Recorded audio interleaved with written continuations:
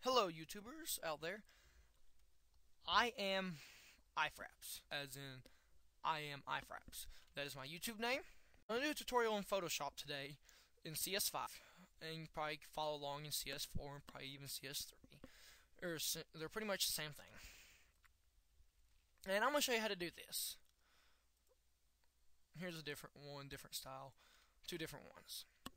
I'm going to show you how to do that. And the first thing we're going to do, is we're going to open up a file. And we're going to make it a 1280 by 720. Or you can do a different size if you preferred or whatever. And we got to change our background in 4 colors. So I've already got my background, and I got a 1313 for my background. You don't want black. You want like a dark gray.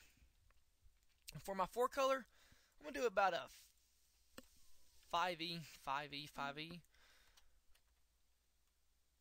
Actually, I'm going to do a 5E, 5D, 5D. And we need to do a gradient, but I prefer to do mine this way.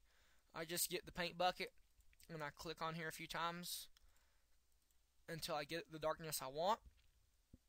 I flip my colors back. I do my gradient line. Alright, that's good about right there. That's good enough. Okay, so after you get that, you want to do your next layer. So on your next layer, make your next layer, and you want to rename this Spotlights. And you want to go get your brush tool. You want to grab one of these 3 brushes. The one that's got the faded on it. And you want to make this the size of about 600. And go get white. And put it about, be sure you change your mode to normal if it's not already. And put it about right in the center, about 1/4 the way of it. Let's get about right there. And then you want to reduce it down to about 400. And put a click right under it, about the center. Or no, Control Z. Scratch that. Okay, so after you get it right here, you want to add a new layer. You want to rename this White Light. And you want to just keep the same command. And you want to reduce it down to about 400. And you want to put it down about right here. Maybe up a little bit. And then you just want to hit Control T. And you want to shift this a little bit. You want to kind of make it an ellipse. You want to make it 3D look. So hit Shift and Control. And extend it out. And when you get it about the angle you want it, hit Alt. And you'll do it to the other side as well. And just kind of drag them out. And when you get it about where you want it, let go of all.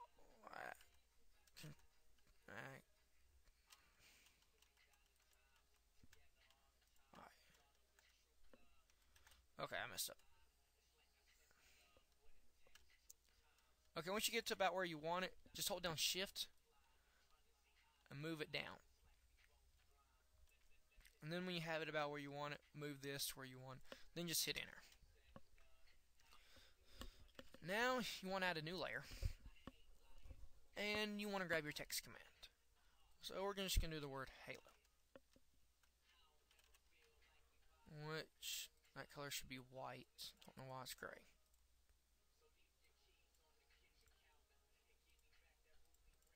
Okay. And then just adjust it to where you want it. And then just hit Enter.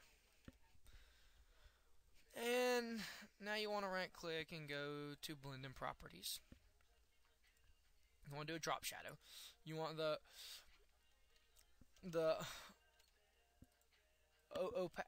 opacity to be 100%. The angle to be 90. I want it to be normal. think I want it to be. No, I want to be. No, I want to be multiply. Okay. And then change this size to about 10. That's good there. And then go to bevel and emboss. Change the depthness to about 350, 337. That's good. And the softness to 16. I like this to be about 8. You can mess around. If you'll notice, this is what it does and whatnot. But I like mine about 8. Now I go to stroke and make sure size is about 3, opacity 100.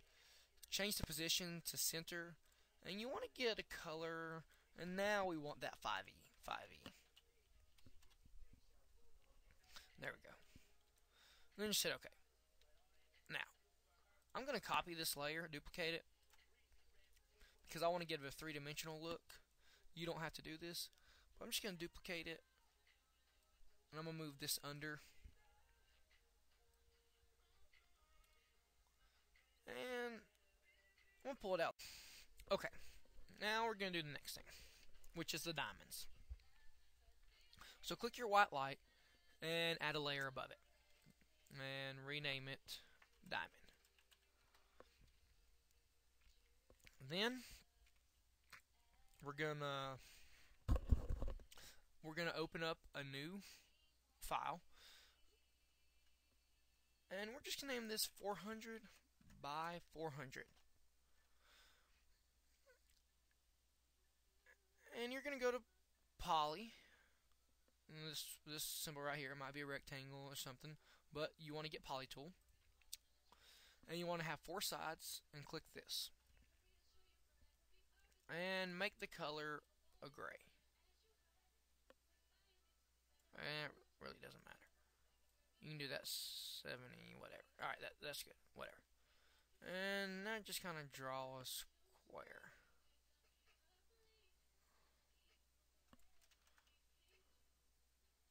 Just kind of get it there. Okay. Now we're going to hit Control T. You want to manipulate the corners to right there. Now just hold down Control and drag this corner in to about where you want it.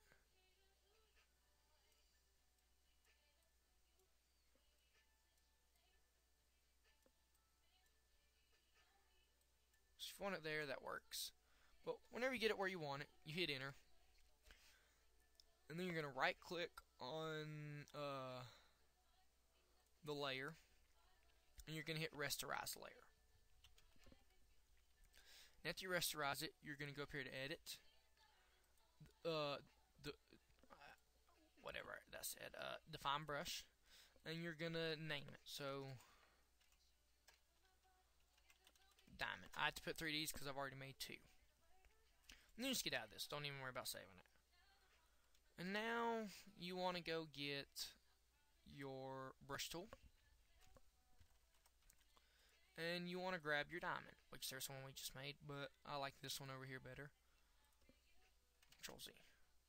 Alright, now I kind of want this to be a bit of a lighter color. Okay, there we go. I like that. And with the diamonds, we have to adjust the properties here. So we need to go turn shape dynamics on, and we need to make the size jitter 100%. We need to make the control pin pressure minimum diameter 0, angle jitter 100%, the roundness 1%, or not 1%, sorry, 45%. Control off, both controls are off, and then make the minimum roundness 1%. I had it backwards. Then go to scatter. You want to put it on both axes. You want to make about 135, 140%, and make the count 1.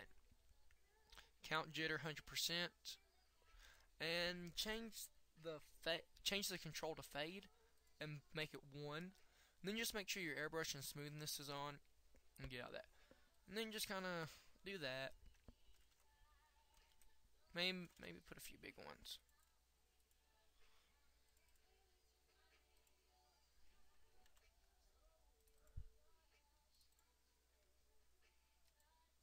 Alright.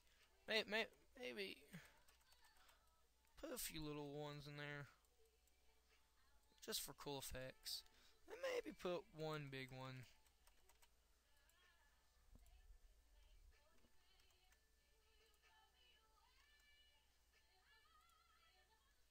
That works.